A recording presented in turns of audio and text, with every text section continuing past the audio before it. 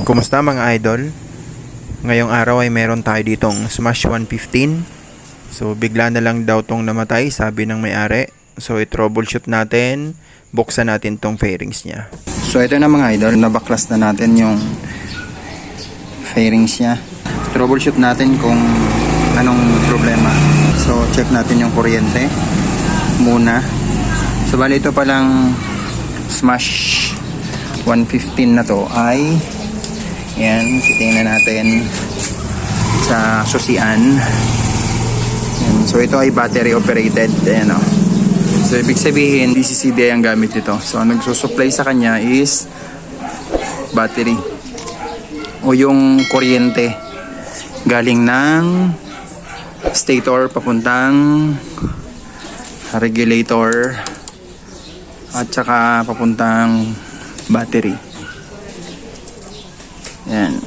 So dito nyo makikita kung battery operated ang isang motor. Kung dalawa lang ang susian, so supply ng battery tsaka ito orange wire accessories. So accessory wire yan, ito yung orange. So pag sinusi mo, mapapasukan ng positive itong orange galing dito sa battery. Ayan. So ito naman regulator nya. So ngayon isusi natin, tanggalin natin tong kwako o spark plug cap para makita natin kung may kuryente. Ito na mga idol, mga boss. So natanggalin ko na yung spark plug cap, kasusi na din siya. Ngayon tatadyakan natin, wala tayong katulong kung may kuryente. Wala pala itong push start yan.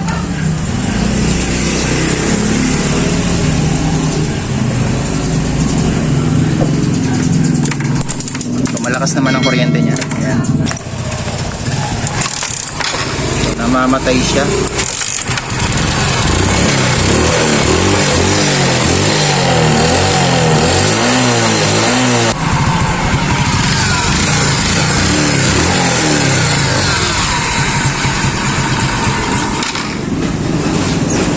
Umandar siya pero may maitim na usok problema, pwedeng carb.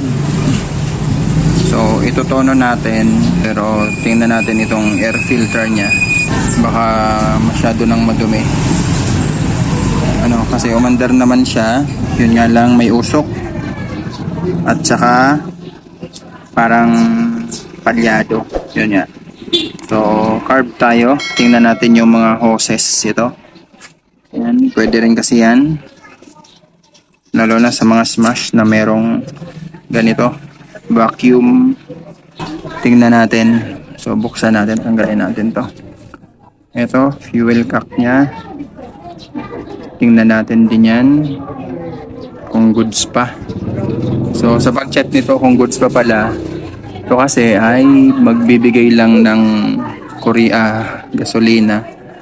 Galing ito sa hose, sa tangke. So papasok dito.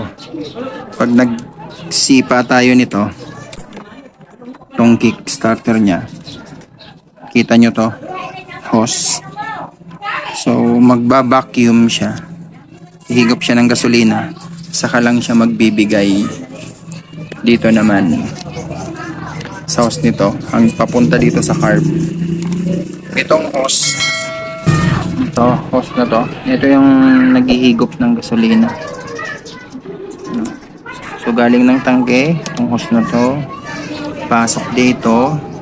Pag nag-kickstart, umikot yung magneto, hihigop siya ng gasolina, saka lang siya magtutuloy-tuloy. So stopper ito, kumbaga ng gasolina. Pag sira na to, tuloy-tuloy na yan. Kahit hindi pag binuk, yan, basta dire-diretso ang gasolina. Kahit hindi umaandar, tuloy-tuloy yan. Kasi ang goods nito, dapat pag sumipa ka, saka lang siya magbibigay ng gasolina. May valve kasi to, gate valve, na magsasara siya pagka hindi umaandar, pagka pantay ang motor. Pagka pinandar mo motor, bubuka yung valve, dadalo yung gasolina dahil hihigupin ito papuntang carb. So, i-check natin to kung bakit palyado. Tapos, check natin yung carb. Kailangan linisin natin. Check na rin natin to. Check na rin natin yung gap nung spark plug. Ignition coil, okay kasi umandar nga. Spark plug cap, okay naman kasi umandar na may spark plug cap. Wala akong ibang makita dahil may itim yung usok. So dito sa fuel system niya. So bali ito pala idol, pag mga idol, pag pinandar natin, namamatay siya, wala siyang minor. Kasi natin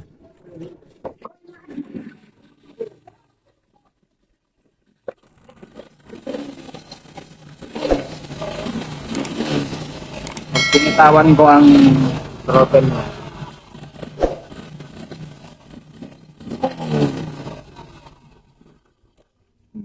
So namamatay siya. Wala siyang minor. So, check natin na ang carb. Tingnan natin. So okay pa naman siya. Yan, bagong palit. Pero yan, hindi malinis. Yan o.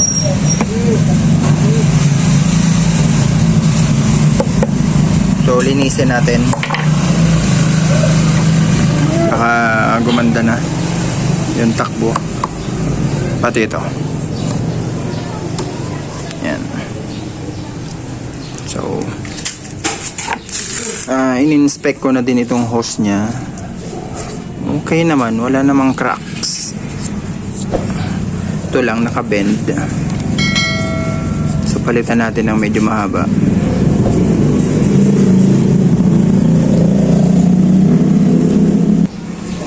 At ito, wala namang crack. Yung vacuum nya papunta rito. So wala naman. Ngayon titingnan natin, tanggalin natin to kung may dadaloy na, kung magtutuloy-tuloy yung daloy ng gasolina, para makita natin kung goods pa tong fuel cap nya. Ito lang muna tanggalin natin, yung hose na to, papunta to ng carb. Ayan. So ito mga idol, diretso na tayo maglilinis nito. Ayan, tatanggalin natin to choke cable nya. So dito, tanggalin din natin to. So naka-screw lang yan. Ito, 5mm yata ito na Allen key para matanggal natin tong carb. Tanggalin nyo muna yung mga nakakabit na hose. Ito, naluwagan ko na rin. So tatanggalin natin tong box ng air filter. Lahat ng hose tatanggalin natin. So ito na mga idol, para malaman natin kung goods pa ito. Tinanggal ko na yung lock. Hugutin natin to. So dapat hindi magtuloy-tuloy yung gasolina para masabi natin na goods pa to, kasi ito yung magko-control nito. So ngayon nakasarado to kasi patay yung makina. Pero pag ginugot ko to, merong konting gasolina yan, natatagas yan. So dapat hindi magtuloy-tuloy ang gasolina. Yan. Yan. Yun. So tumigil siya, di ba mga idol? Kasi nyo. So kasi yung tumagas dyan, yung konting natira dito. So sarado kasi yung vacuum. So good yan. Ngayon para makita nyo, tatadyakan ko. Ngayon titingnan nyo yung gasolina. Saka lang siya agos. Saka lang dadalo yon. Kasi bubuka dito yung vacuum nya, o yung valve nya pala. So hihigupin muna yan itong vacuum. Yan. So pag sinipa ko, hihigup yung vacuum hose na connected dito sa fuel cock sa baba. at magbibigay ito ng gasolina. So sisipain ko muna mga idol. Tingnan nyo, magbibigay yan ng gasolina. Ayun. Yun, pero titigil din yan. Ayun. So ganun ang trabaho nito. Fuel cap. So goods pa ito mga idol. Ayan. So ngayon, dahil tapos na tayo dito, na-explain ko na purpose nito, function, gilinis na tayo ng carb. So ito na mga idol, natanggal na natin yung alin bolt nya, naluwagan na. So ito na yung carb. Ayan. Tatanggalin na lang natin to, dalawang screw. Ayan. Natanggal na natin tong choke cable nya. Dali lang naman itong tanggalin. Dito yan nakalagay. Yan. So yan, naluwagan ko na siya. Yan, hugutin na natin. Yan, dahan-dahan lang.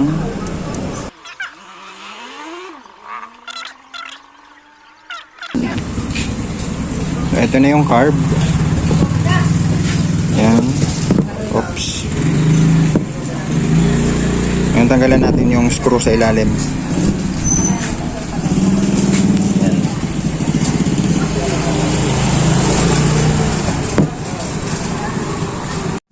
So medyo malinis naman siya mga idol.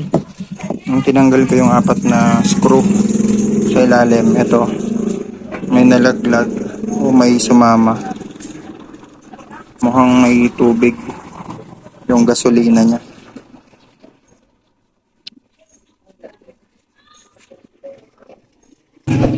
Tanggalin natin tong needle jet at itong pilot jet.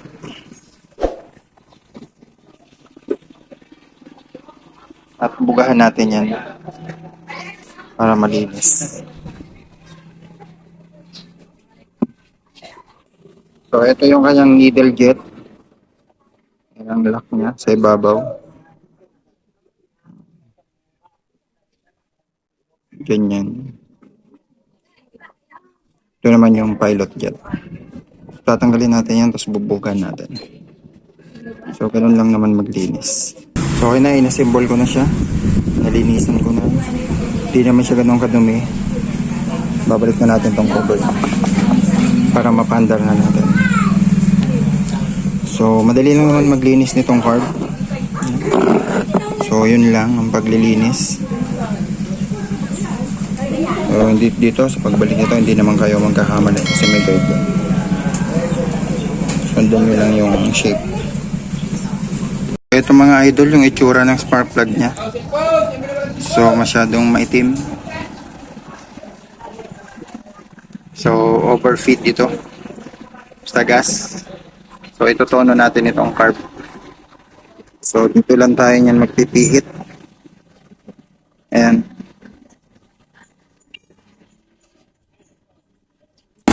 Dapat ang sunog ng magandang sunog ay yung parang ganyan. Nangangalawang. Ganito dapat ang kulay para optimal. Pagka ganito, yan o, overfeed. Pagka medyo maputi, yun naman ay lean. So, kaya dito nyo babasihan kung paano ang tamang pagtono ng carb. So, sa plug reading na tinatawag. So, titingnan nyo yung spark plug nyo. Pagka ganito, maitim, overfeed. Pagka ganito, medyo nangangalawang ang kulay dito. Sa tip, sa dyan.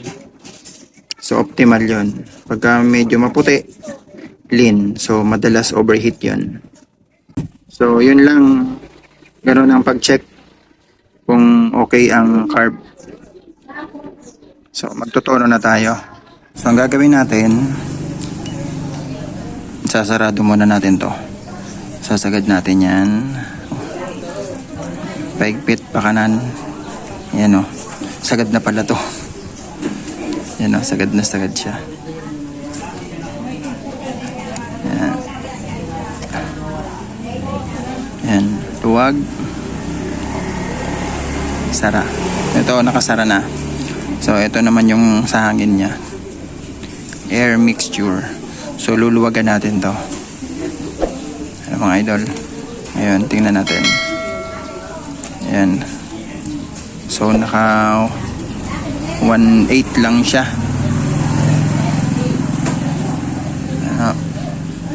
1.8 halos lang. Yan, luluwagan natin yan. Paanda rin natin, tapos luluwagan natin. Titingnan natin yung response ng carb. Ganun yan magtanong. Pag nakuha nyo na yung high RPM, so tansyahin nyo doon. So doon nyo na muna iset sa mataas na RPM. So ito, nakasarado yung hangin niya, kaya nag-overfeed. Ito. So nakasagad dito, ito naman halos 1.8 lang. So ngayon luluwagan natin to. Pag nabot nyo yung high RPM, high RPM yung magandang minor. So yun na yung nyo muna, timing nyo, tono nyo muna. Tapos paandarin nyo mga ilang takbo. Tapos plug reading kayo para makuha nyo tong optimal ganitong kulay. Mga idol, so tutimplahin ko muna to. So nakadepende sa inyo kung ilang turns. Ako pag nakasara, bubuksan ko muna ng mga 1.5 turn. Ito mga 1.5 turn. So doon na muna ako nag-uumpisa kasi iba-ibang tono ng carb. Iba din kasi yan sa valve. Ano po, may connection kasi yan sa pagtotono din, sa pagta-timing. So ito na mga idol, kanina wala siyang minor, so ngayon meron na. So ang ginawa ko, 1 full turn dito, pagaling doon sa pagkakasara. At ito, 1 in 1/8 na turn. So yan muna ang aking tono. Ngayon, magpa-plug reading after ilang milya ng takbo. I-check ulit yung spark plug para makita kung ano yung sunog niya. Pagka ganito, makalawang, optimal na yon, so goods na yon. Ngayon, kung ganun pa rin, maitim. So, magdagdag uli kayo dito sa hangin. Ayan, tansya nyo, yung may minor naman siya. Yung hindi naman mamamatay ito. So, kailangan tiyagaan ng pagtitimpla ng ating carb. So, walang eksaktong pihit yon. Depende sa sunog ng spark plug. So, mga idol? So, depende sa sunog ng spark plug yung pagtotono nitong carb. So, hindi porke meron siyang mataas na RPM, ay okay na yon. May minor na. So, hindi natatapos doon. Kailangan ay magpa-plug reading pa din. So, kaya ugaliing mag-plug reading. So, yun lang mga idol. So, goods na to. So, nalinis na natin. So, babalik na natin yung cover. So, goods to go na to.